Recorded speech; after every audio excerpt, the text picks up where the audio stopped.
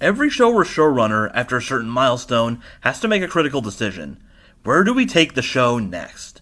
Chris Savino had to ask himself that question when producing Season 3, and as we enter the third season of our second showrunner, he had to cross the same bridge. Season 7, stylistically, feels like a sequel to Season 6. We're at the point where the show's humor and storytelling are staying mostly the same between seasons. We do get plenty of snarky and subtly unsettling jokes this time around, unlike the last few seasons. Luna mentioning having a nightmare once about a certain revelation on the road trip, or Mrs. Carmichael's disturbing reveal that she loves her employees more than her real family, or the implications that Flip once flooded a supermarket to get more business. Be sure to pick up something from the gift shop, folks. That's what pays this girl's salary. But this isn't enough to make this season distinct from its predecessor, so what is it that establishes this season's identity as something more than just Season 6 Part 2? If I had to come up with something, it would be this. The Loud House, past, present, and future. What is this even supposed to mean? We've already had our time travel plot. This season sorta has its cake and eats it too. It runs with the refinements we got in Season 6, while looking into the past from multiple angles and riding ahead into the future with some new ideas. Big aspirations lead to stories about making it big. But it's the past in particular that gets the lion's share of the focus. We get some origin stories for our series staples, and multiple episodes centered around relics of the past, and even a little gift from the distant past. It made good use of flashbacks and backstory to teach us new things about these characters' lives. And if you're still craving more history, we can go see a play that anachronizes it. The parallels to the Savino tenure make this all the more interesting. We see the opposite in his third season, which gave us a lot of stories about the cast looking into or worrying about the future. For those into Pokemon, this season is very much like the Scarlet to his Violets.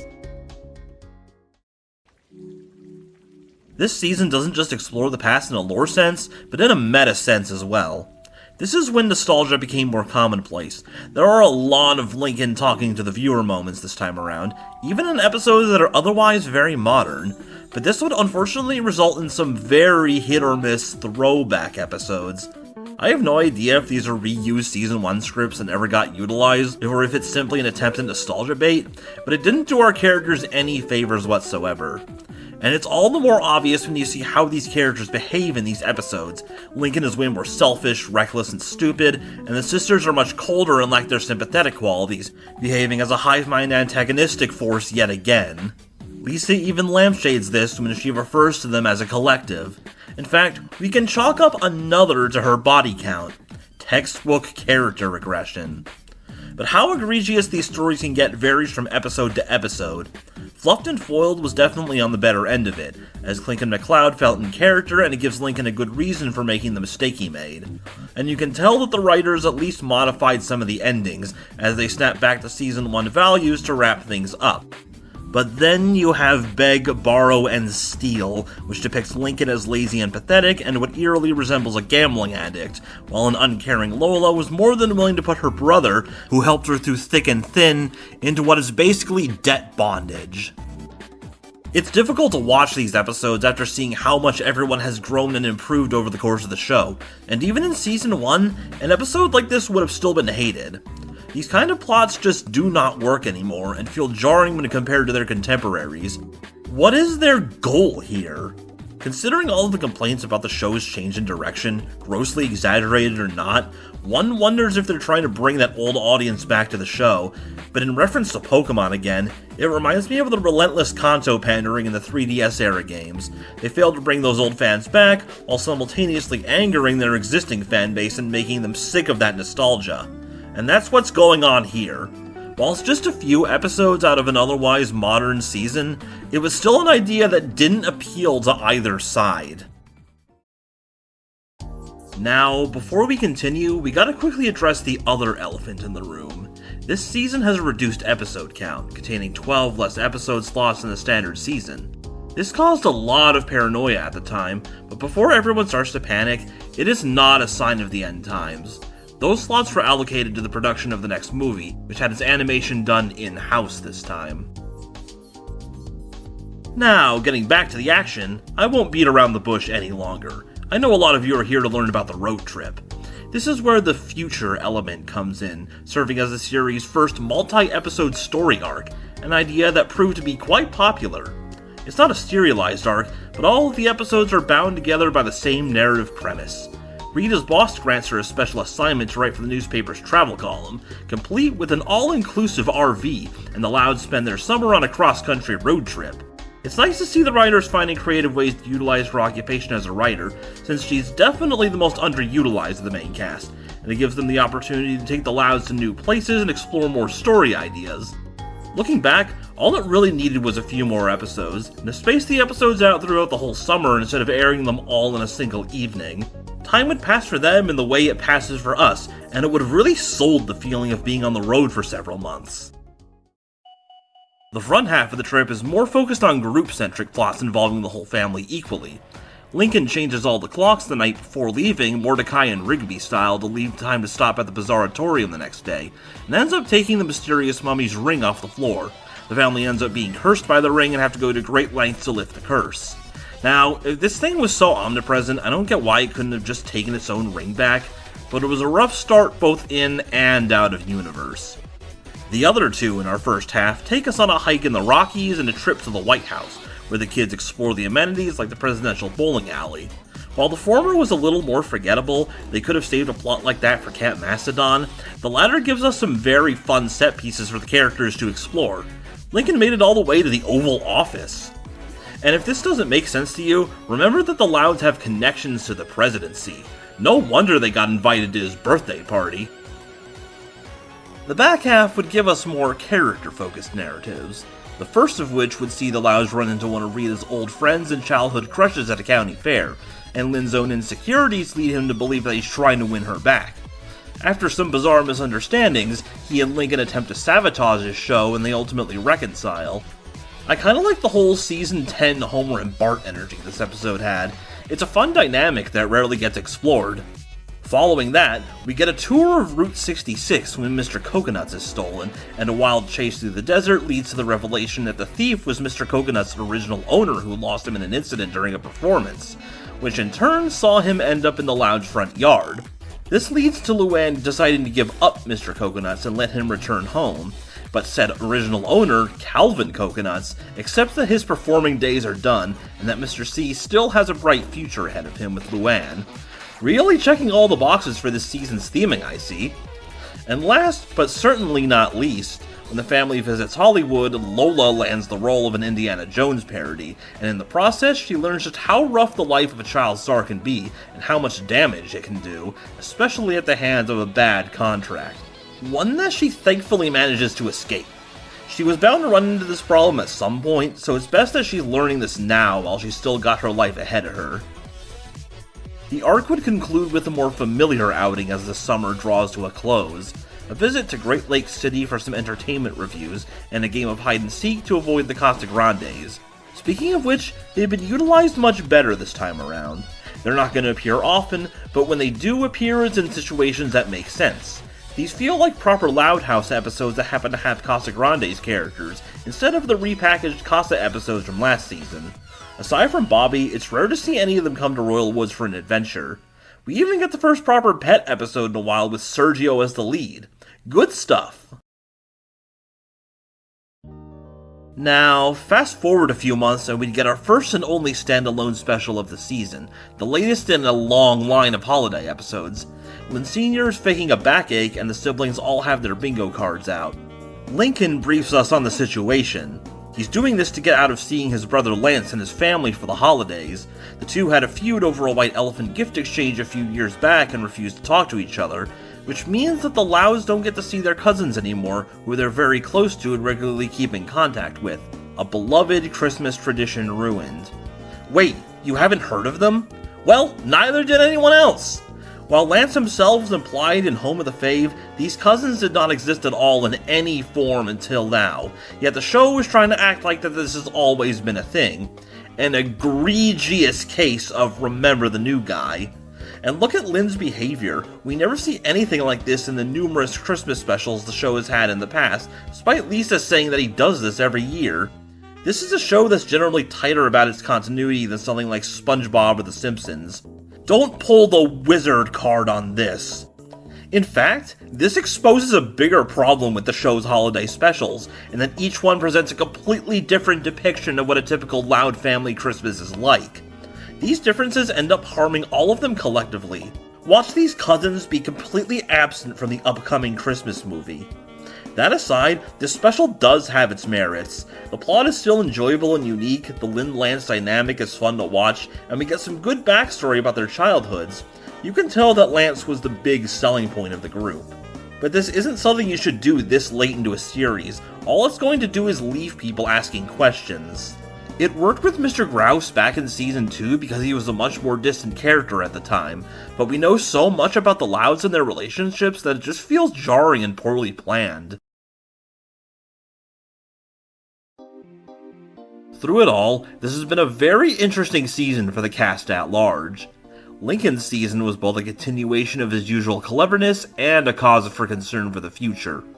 We got a big David Steele outing coming up, so the writers decided to take a little break from the spy antics. This time, the season would focus on his magical skills and love of arcane oddities. Master of Delusion was the primary outing for this. Lincoln takes on an apprenticeship with the amazing Brailster, a renowned magician, and is disappointed that he's stuck doing menial tasks instead of learning real magic. And is an example of how his skill level stopped being consistent.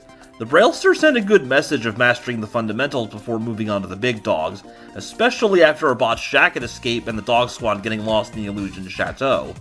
But he had a lot of experience going in. Just look at the tricks he was able to perform in the talent show, one of which he specifically asks the Brailster to teach him in this episode. Why didn't he just show him a recording of the show?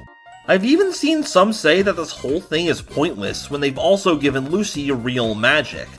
Lincoln has pulled off what seems to be legitimate magic himself as far back as the movie, which includes his ability to teleport or instantly clean furniture by just throwing a towel on top. It also helps that the two specialize in different kinds of magic, which is more than enough to set them apart. This ultimately plays into a larger concern for him going forward, which would be the start of his character regression. Of course, the throwback episodes are partially to blame, and like I said earlier, most of the characters were affected during these, but his tendency to make stupid and short-sighted mistakes like the early days seems to be slowly relapsing. Hell, not once but twice he had to be bailed out of a bad situation by another character. You can't have your protagonist be flawless, but the solution isn't to push the character back into old tendencies he's already grown out of. Thankfully though, he does at least make up for a couple of these mistakes. It was not the biggest year for Clyde. He still got his usual Clinkin' McCloud and Dog Squad adventures, but he missed out on the road trip and got just one focused episode of his own about entering a dance competition with Nana Gale. While it wasn't the most memorable episode, I will say that he's become much bolder, taking charge of the situation Chandler put them in, and ultimately figuring out how to take advantage of it. And we see this confidence in a few other instances as well. Though I did find it interesting that he wanted to fight fire with fire and cheat back at Chandler, even if he didn't end up going through with it. It's not really in his character. Not the biggest year for Lori either. She only got one focus episode herself, centered around her misadventures with her friends at Fairway and taking on a prank war with a rival college. It was nice to have an episode involving Luan and pranks that retains her normal personality, and they settled on a group of college friends for Lori, which is a positive.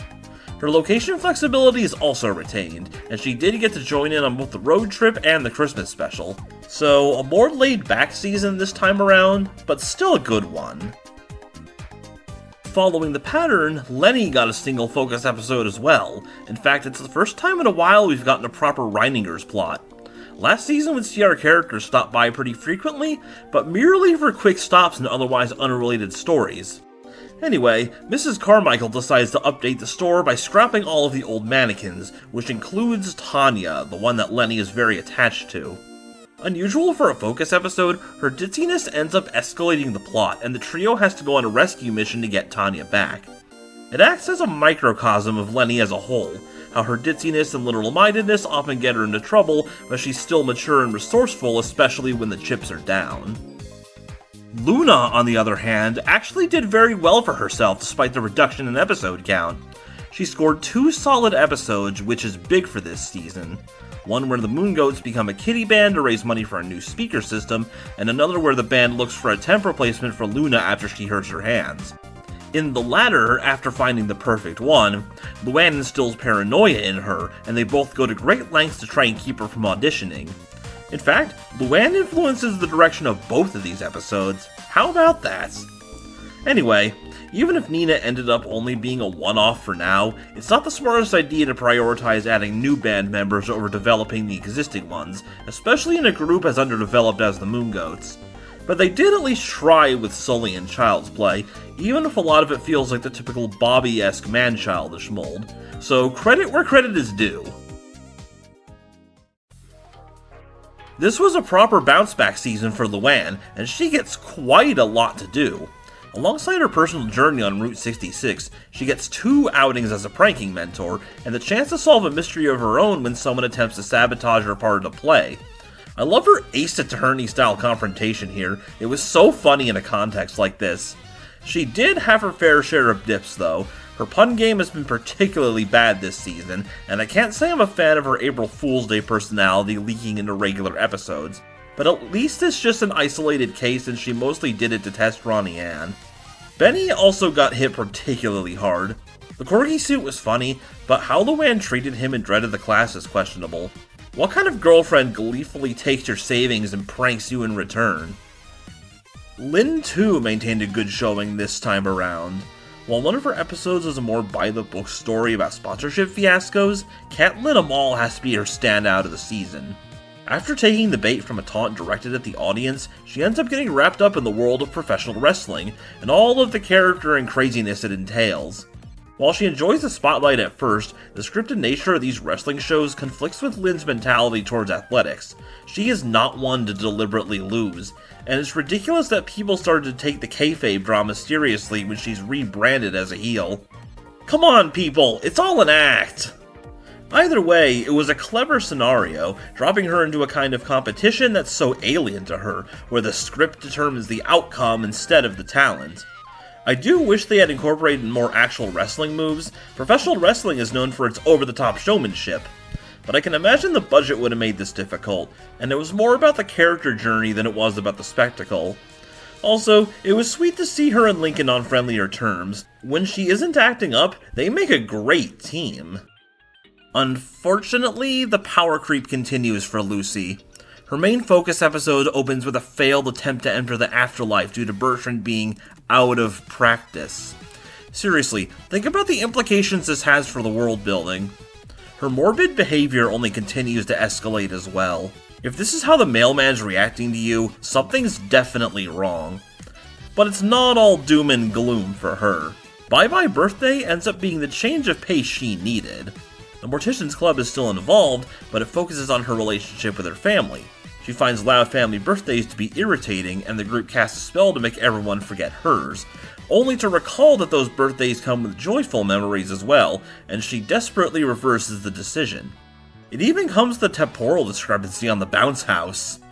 A focus slot well utilized. In fact, the Morticians Club as a whole was eating good this season. Dante gets a spotlight episode about hiding his ice cream stash from the rest of the club, Morpheus shows a knack for comedy and gets a co-starring role with Rusty, and Boris gets to show off more of his performer side.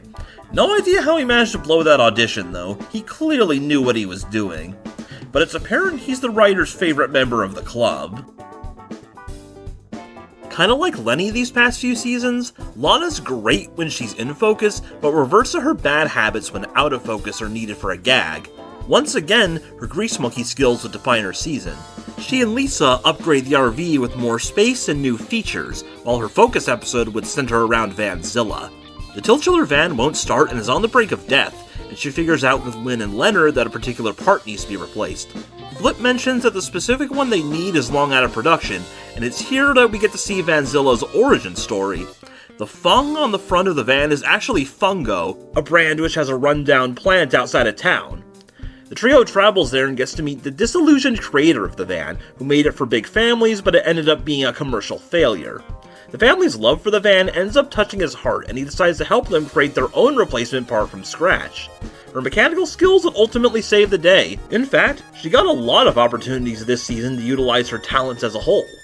Meanwhile, her twins' storylines really got the shot in the arm that they needed.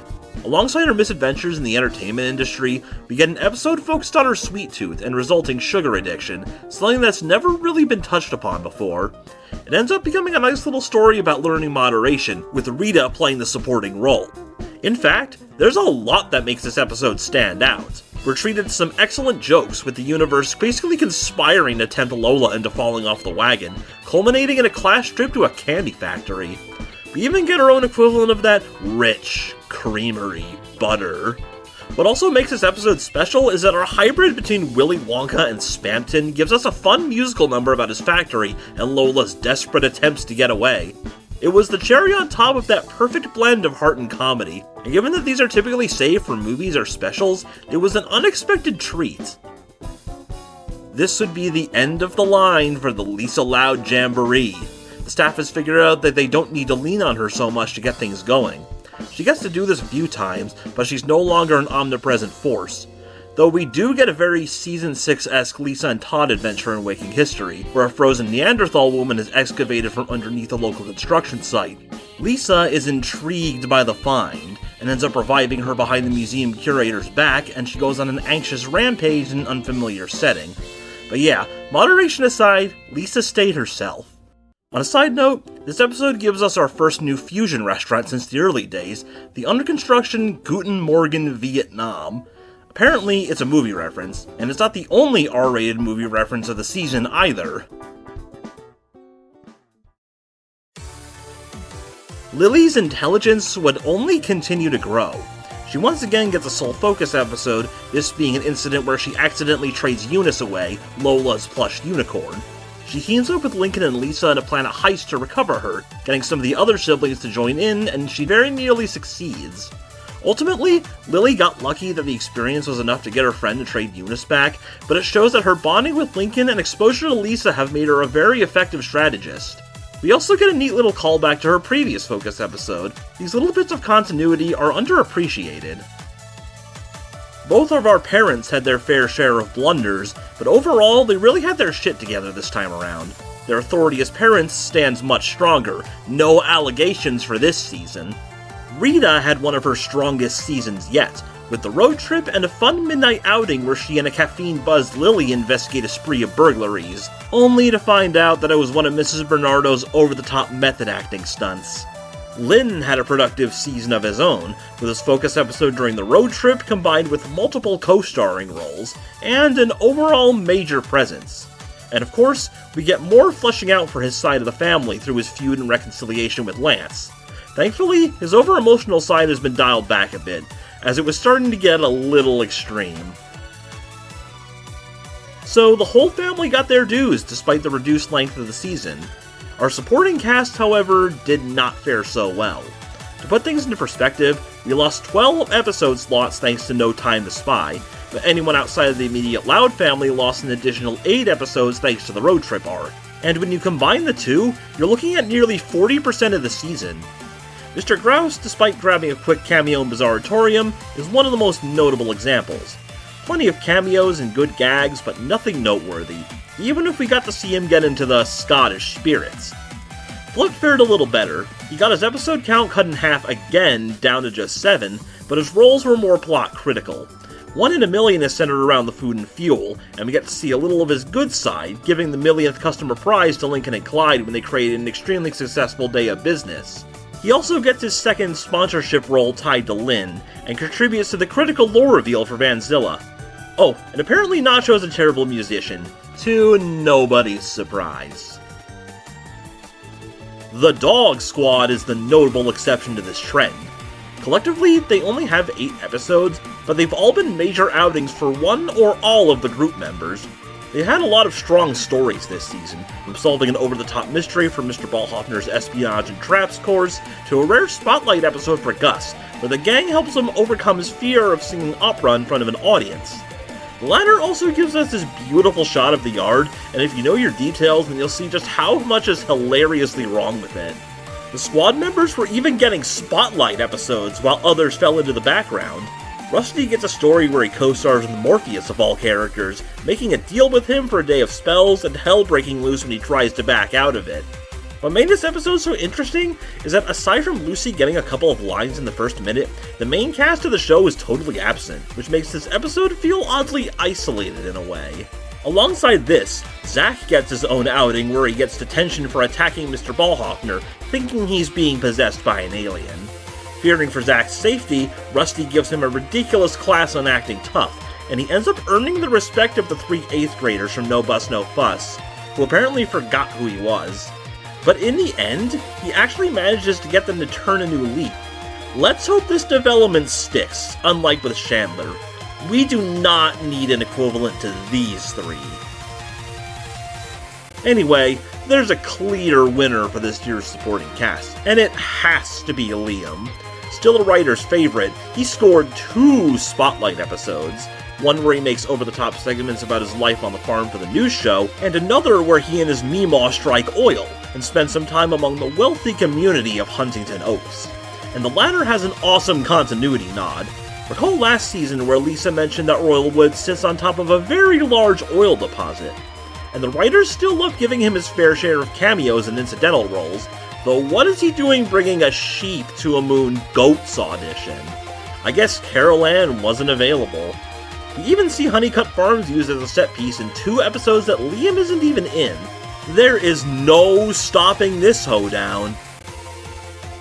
And finally, we get to our roundup.